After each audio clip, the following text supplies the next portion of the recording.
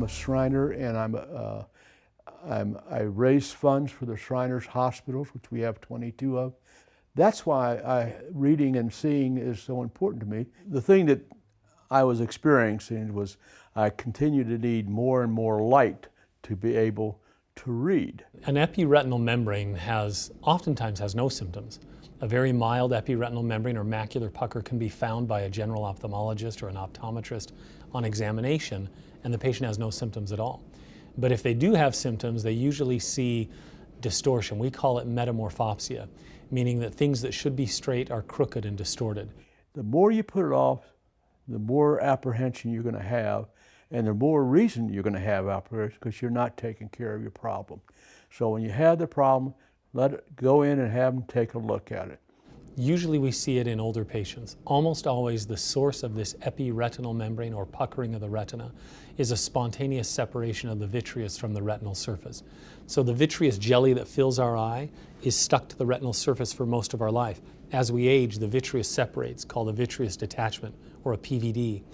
Usually it separates cleanly. Sometimes it plucks the retina and pulls on the retina like plucking a guitar string. And that irritates the retina and causes cells to grow and proliferate on the surface, creating this thin sheet of scar tissue, the macular pucker. During the operation, I'm fully awake. They have isolated the area where they're operating, and I didn't feel a thing. Macular pucker or epiretinal membrane surgery is one of the most common surgeries that we'll do. We do a vitrectomy, remove the floaters and debris, and engage this membrane from the surface of the retina.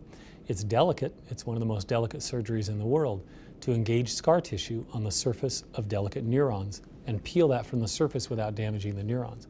So delicate, yes, but prolonged, long, no. If you have been a patient and you've had cataract removal, this operation was even less difficult for me, yet it was a much more serious operation than the cataracts. To go in there, fix that, and see that excitement like on Tomas's face. When he comes in, I see him post-op and I can't help but smile because I come in the room and he's just beaming and he's so excited about it.